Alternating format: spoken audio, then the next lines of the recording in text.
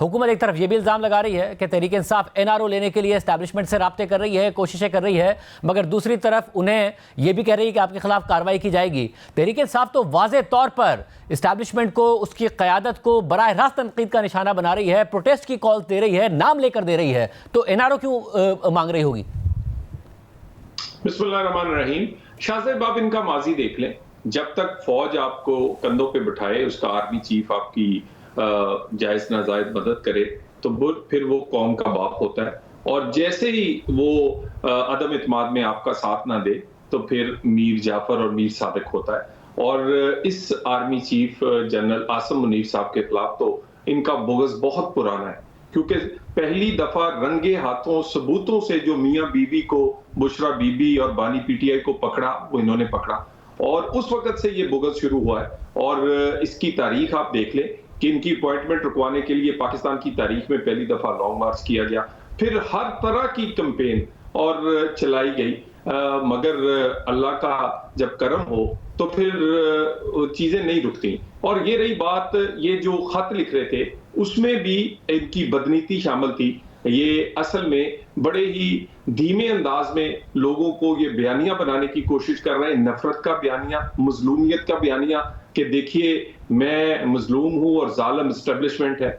और भाई, जुल्म आपने खुद अपने आप पे किया है, 190 मिलियन एस्टेब्लिशमेंट ने नहीं। मगर तराजू साहब, जब आप ये बात करते हैं, जब आप ये बात करते हैं, जो आपने ज़ाहिर हिस्ट्री भी बताई है, जब वो ज़ाती हिस्ट्री है इमरान खान साहब की और अस्करी क़यादत की, तो उसके बाद उन्हें ये उम्मीद तो नहीं होगी ना कि मामला हो या हमें एनआरओ मिलेगा। जिन खतूत का भी आप जिक्र कर रहे हैं उसमें भी चार्जशीट है, जो ट्वीट्स हो रहे हैं ऑफिशियल हैंडल से उसमें भी बराह रास्त हमला है या फिर बराह रास्त तनकीद है, जो मुख्तलिफ इनके बैरून मुल्क जो लीडरान हैं वो भी कर रहे हैं। तो एनआरओ तो नहीं मांग रहे ना, वो हेड ऑन ही ले रहे हैं, वो मुसलसल कन्फ्रंट ही कर रहे हैं।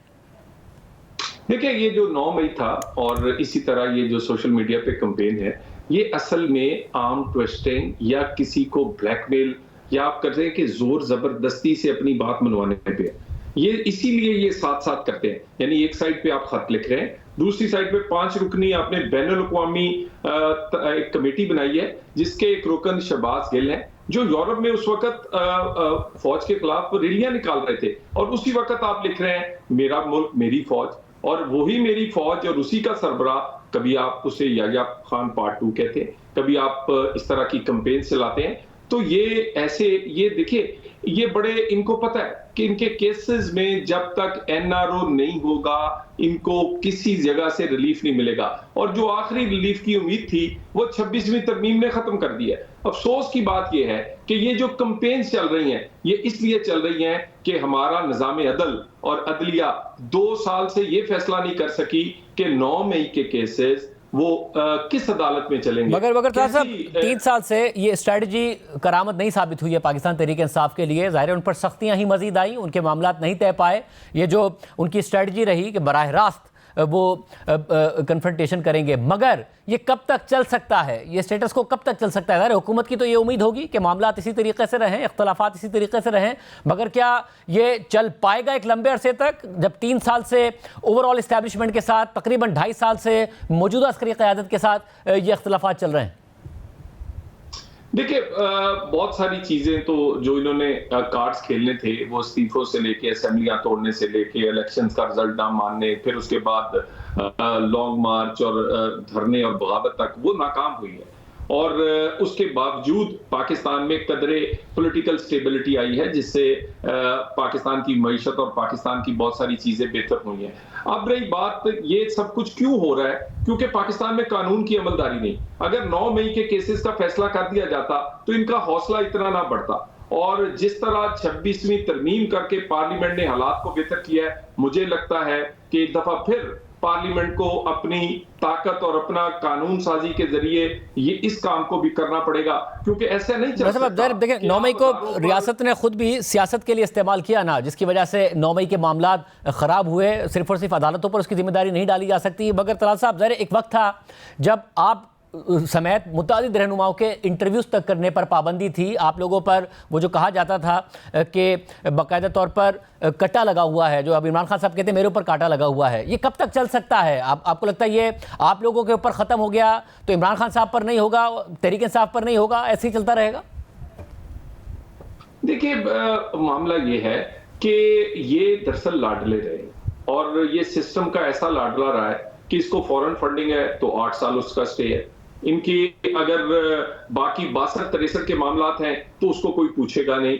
इनको अगर बाकी इनके किसी भी किस्म के यानी गुड टू सी यू वाला जो माहौल है इनके लिए रहा है, अब आकर इनको वो लाडलापन जो है वो खत्म हुआ है, सहूलतकारी खत्म हुई है। और उसके बाद अगर एक ऐसा कानून सबके लिए एक जैसा हो, किसी को सहूलतकारी ना की जाए, तो ये जिस तरह की मर्जी इस तरह के सियासतदान हो, हम मुकाबला करते रहे और कर सकते हैं और करके दिखाया, क्योंकि हम कारकर्दगी से पर अपनी सियासत करते हैं, परफॉर्मेंस पे। मगर सर इस वक्त आप तो नहीं मुकाबला कर रहे हैं ना, इस वक्त तो एस्टैब्लिशमेंट और उनके मामला चल रहे हैं, आप लोग तो नहीं मुकाबला कर रहे हैं, 8 फरवरी के इलेक्शन में भी नहीं कर पाए।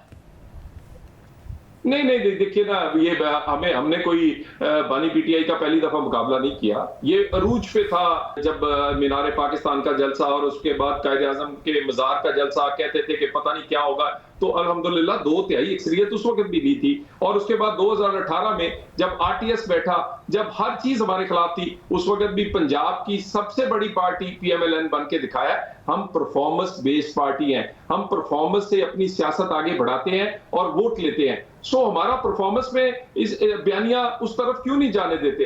क्यों गाली गलोच नफरत तक बयानियां लेकर आते हैं? क्यों कोई ये नहीं कहता कि 13 साल में केपीयू ने क्या किया है और 1 साल में पंजाब या वफाक की हुकूमत और इनका क्या कंपैरिजन किया जाए?